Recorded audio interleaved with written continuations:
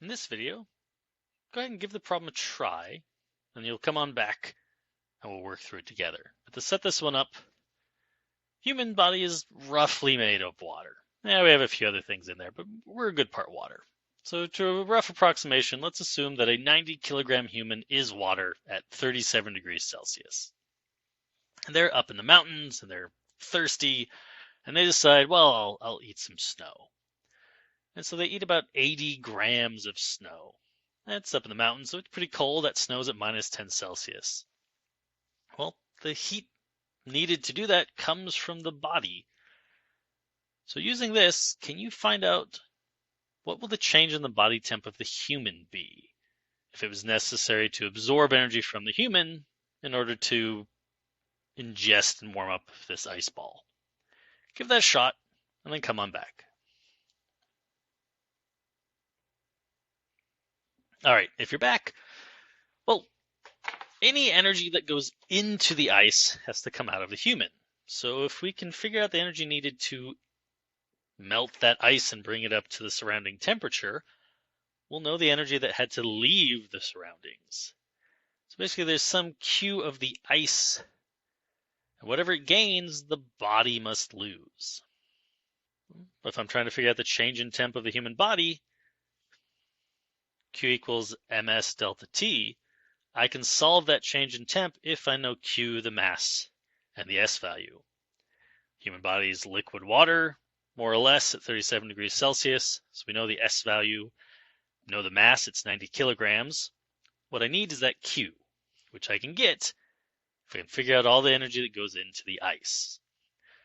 So we need to figure out what happens to the ice. Well, first thing first, it's minus 10 degrees solid, and that's got to be turned into 0 degrees solid. It's going to warm up first. Then it's going to start to melt. So we're going to have 0 degrees solid, and it's going to turn into 0 degree liquid. But cold water warms up as it's inside you, so eventually that 0 degree liquid is going to warm up to the body temp, which is listed at 37 degrees Celsius. So we're not taking this all the way to vaporization, we just need to solve out these three steps. Well, let's plug in for our first one. We're going solid to solid, Q equals ms delta T.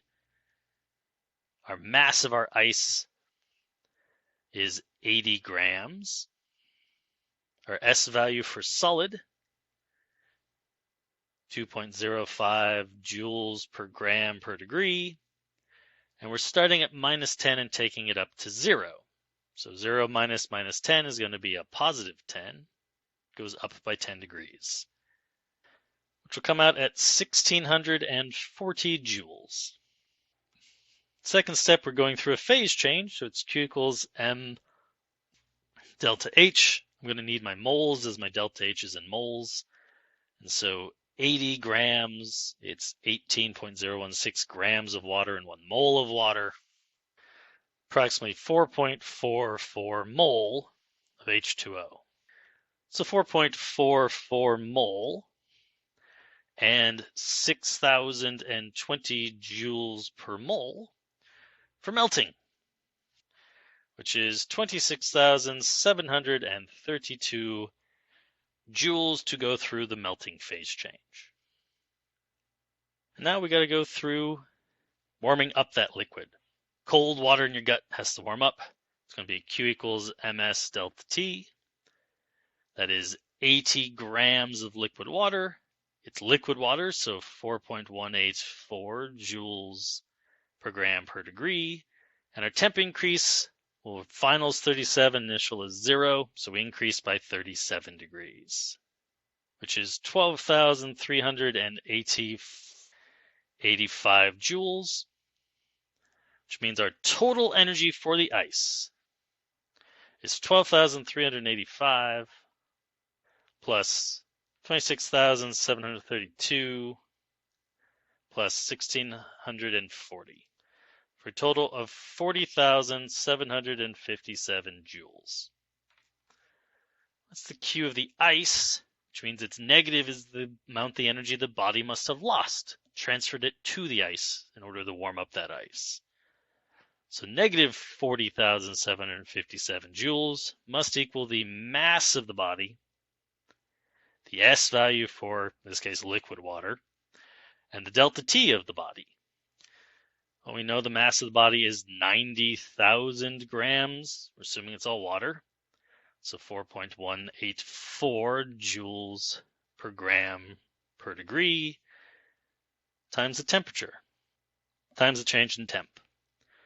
Negative 40,757 divided by those. So divided by 90,000 divided by 4.184 gives us a delta T equal to negative 0.108 degrees Celsius. It would cool your body down by about 0.1 degrees Celsius. Not that bad on its own, and a little snow isn't too harmful to folks. But if you're ever skiing up in the mountains this winter, or any winter, you're advised don't eat the snow, even if you're very thirsty. The reason is, if you start ingesting a good amount of it, say 10 times this, because you wanted most of a liter of water, you're very dehydrated, that's going to require 10 times the energy change. At that point, you're at a whole degree difference, which is almost 1.8 degrees Fahrenheit.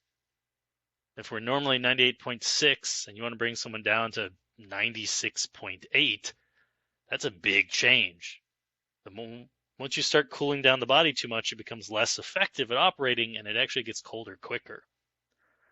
Very rapidly in environments that are cold already, if you start cooling your internals, it gets harder and harder to warm yourself back up. And so ingesting ice is actually a very poor choice to get water if you're up in the mountains. You're actually better off being dehydrated than cooling your internals and having it start to shut down.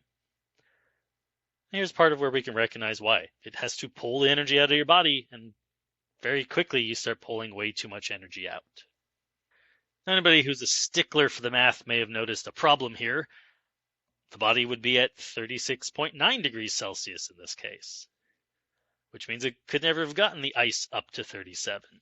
For that, join us in guided practice 2.